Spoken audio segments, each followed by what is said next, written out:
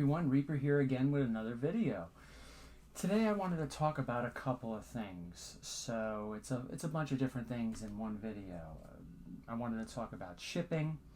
You know, when you sell a comic and shipping, I'm sure we all have horror stories about sellers shipping a pricey book, or maybe not even a pricey book, in a real flimsy type envelope. I'll show you an example of a recent purchase I got in the mail. I wanted to talk a little bit about a couple of things when it comes to being on the lookout, just keeping your mind aware of some books that might start going up in value. If you have them, great. If you don't, you might want to take a closer look at them. And I also wanted to talk a little bit about what's been coming out recently about video game manipulation. A viewer and someone that follows me on Instagram, I'm sorry if I forget your name, recently brought this video to my attention about video game manipulation. There's actually been a couple of things going on about this, but I'll talk more about that. But those are some of the things I wanted to talk about. So, first, for all of us out there that buy things on eBay or wherever, some of you may buy things off of the Facebook marketplace, some Facebook users or whatever, Instagram, and you buy this book and you're hoping that it comes and it arrives safely, because you never know with the mailman and all this mail people and all that stuff, how they ship things, how they throw things around. But then when you get it and you see, geez, it was the seller that shipped this book that I paid good money for in this flimsy envelope. And I'll show you an example right here. All right. Recently I bought a book and it came in this. Just one comic book. All right, so you can see the size of this thing.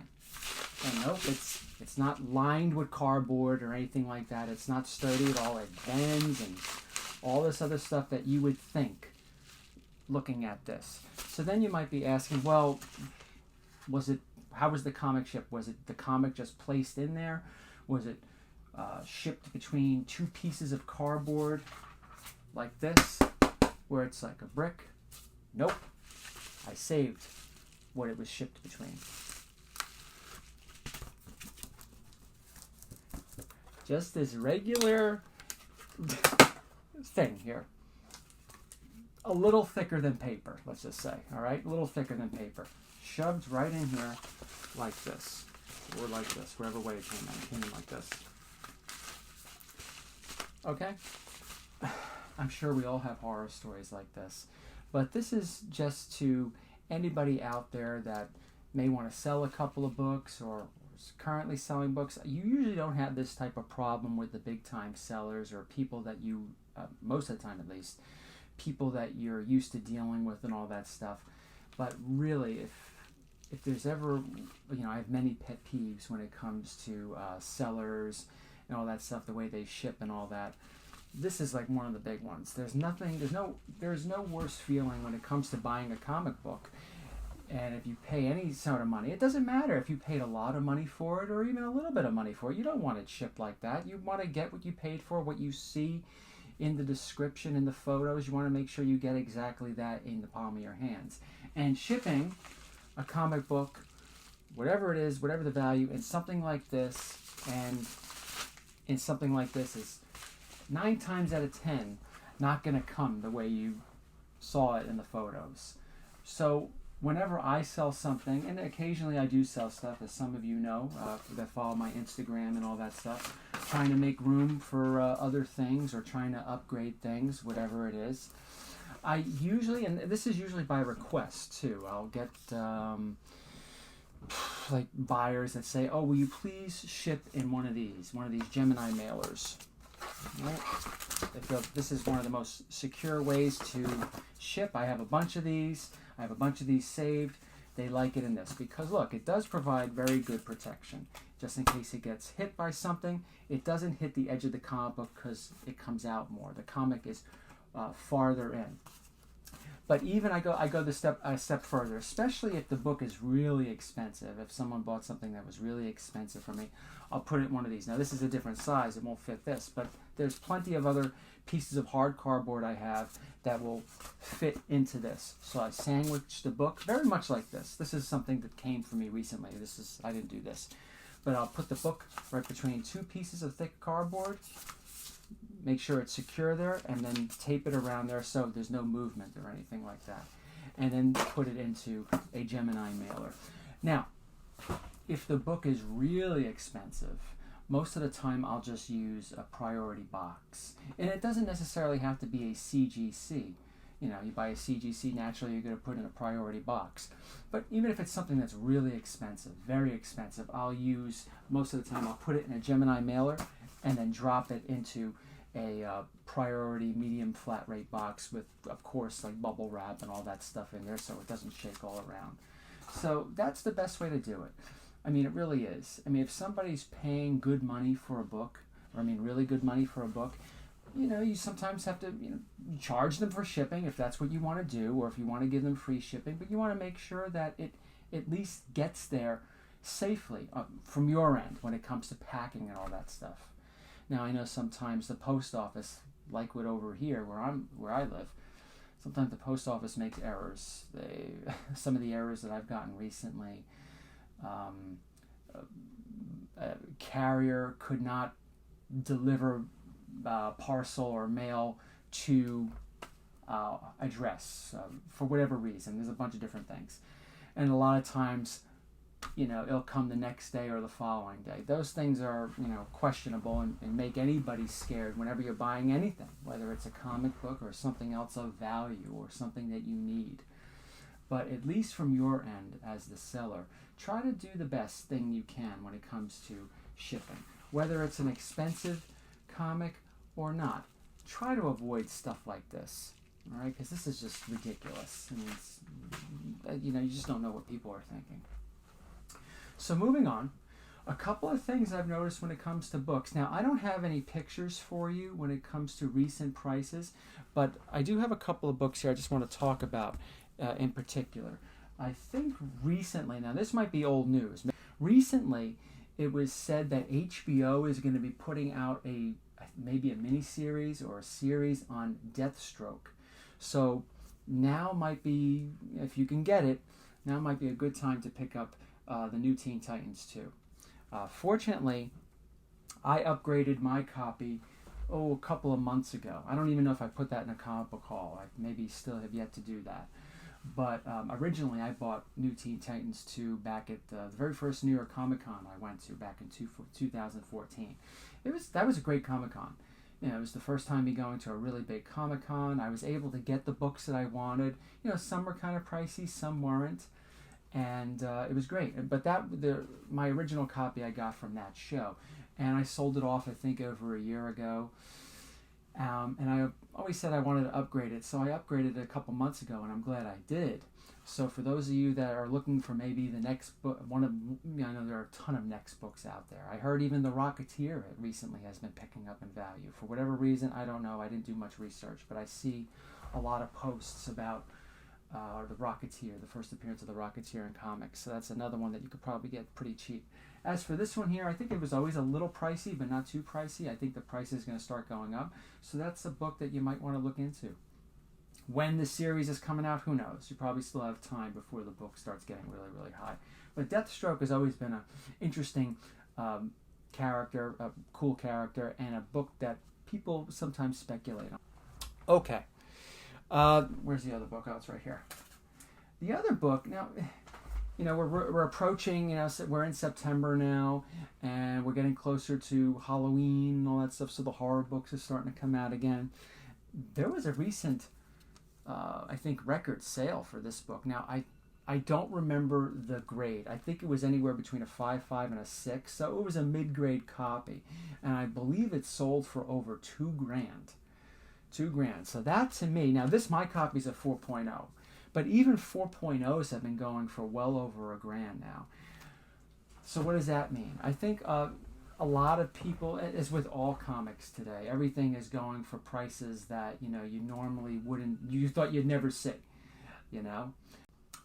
And now recently, I think there's been some talk about redoing the Tales from the Crypt series. I believe for a long period of time, the rights to the series was held up for whatever reason. I don't know the history of it. I don't know the backstory behind it. But I believe that the reason why there wasn't a re-imaging of the show was because of that reason. The rights were held up. Now I think that the rights are now no longer held up, and there's been talk that they're going to be doing a TV series. Now whenever that TV series materializes, I feel that the EC horror books are really going to start to notice that they're going to start going up for record prices. I wouldn't even be surprised if some of them hit some record prices that we've been seeing with some of the superhero books. Now, I'm not talking about the big superhero books like X-Men #1 or anything like that, but Ghost Rider, Marvel Spotlight 5 prices, Tomb of Dracula 10 prices. I would not be surprised if you start seeing a lot of those ECs or classic EC covers start going for a hell of a lot more money. Because just a few years ago, at least my copy, a few years ago, I was fortunate enough to get it for a very nice price. But my copy, the 4.0, was on average about a $500, $600 book for a while. Now I think that's long gone. And I think with the material, when the series eventually does come out, I think it's going to come out in a really bold new way. People are going to be looking for classic covers, like I said. People are going to be looking for episodes, stories that were episodes in the new series to drive the prices of the books up. I think that's going to be a reality down the line. So I think that this is going to be the start of a lot of those EC books that you can normally get for a few $100s, and low, mid-grade copies going for much higher. So it's just something to keep your eyes peeled on as time goes on, whether you're interested or not, because, in this hobby, and I've been guilty of this too, sometimes, never say never. A lot of people, they stay away from the pre-codes or particular ECs because they don't feel that they're going to get a big return for it. It's going to be hard to sell and all that stuff. It's not like selling first Ghost Rider or first Juggernaut or whatever. And they're not. But as time goes on, I think they're going to become a little easier to sell, and they're going to be demanding a lot more money. If things continue to go the way they've been going with the prices. If they don't, it's a different story. But that will affect everything if the prices start to go down. Anyway, the very last thing I wanted to talk about was what I said at the top of the video recently with the video game manipulation. Now, I don't know too much about it, but like I said, a viewer, like I said, I forget your name, apologize for that, but brought it to my attention. There was this, I wrote it down, it was a YouTuber by the name of Carl, I don't know how to pronounce his last name, Jobst, that put out something with exposing the fraud and deception behind some of the recent video game sales, such as Super Mario Brothers for Nintendo. I think that game, of course, graded by WADA, 9.6, 9.8 grade, whatever, pretty good grade, right? I think it sold for over $2 million. Now, just take a step back from that. And a lot of these graded video games have been selling for those prices. A Super Mario Brothers for Nintendo recently sold for over $2 million. And I think one of the other sales for maybe about a year or two ago was maybe over 100,000. Correct me if I'm wrong in the comments with the figures, but I believe I'm right with the figures. That's just insane. For Super Mario Brothers, a sealed copy? Why so much? The game is not rare. So what if it's sealed? You mean to tell me that is now entering the realm of like Action Comics 1? I mean, I know Action Comics 1 is more money, of course, several million more, but still, for a game like that you could. How many Action 1s are left in the world that we know about?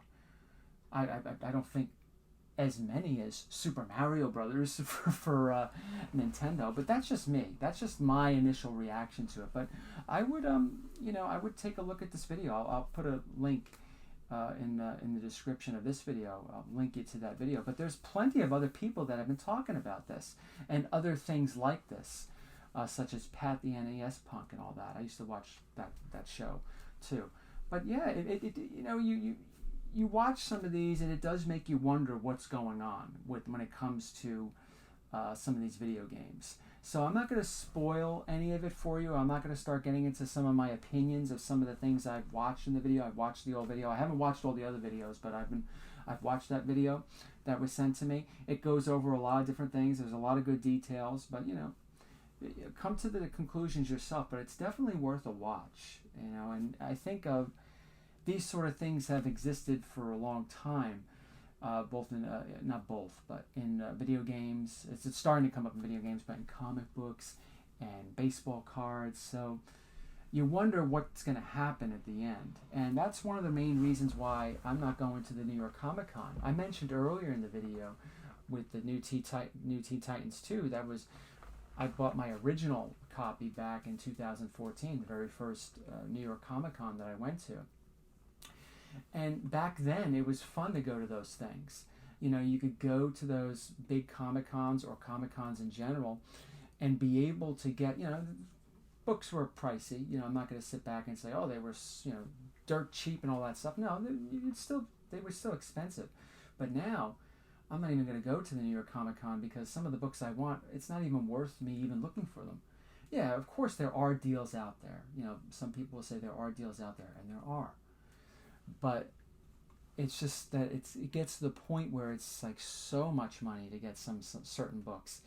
It's not even fun going out there looking for them, as it was years ago. That yes, books may have been pricey, but it was fun going for all the different dealers, seeing them. Maybe you get a deal, maybe you could do this, maybe you could do that. Now it's like the books are so expensive. Getting a deal on them is just like still paying crazy amounts of money. For most books, for most big books at least. I mean, I mentioned this with Marvel Spotlight 5, a book that I often talk about on this channel, and I often show on this channel because it is a great book, and I was glad that I got it when I did. But I never thought that it would go up to the price that it's going for, at least right now, as of September of 2021. What it goes for a few years from now, who knows? It might be totally different. It might be way more expensive, or it may crash. Who knows? But I never would have thought that my copy, 7.5 8.0 copy, is going for what it's going for right now. It's just crazy. So my point is, it's all that stuff that's going on in the markets is kind of taking the fun out of collecting for me.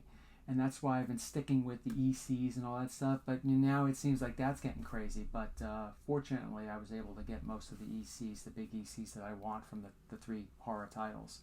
Just got to do some upgrades and fill in some gaps. But for other new collectors, it's maybe not so fun.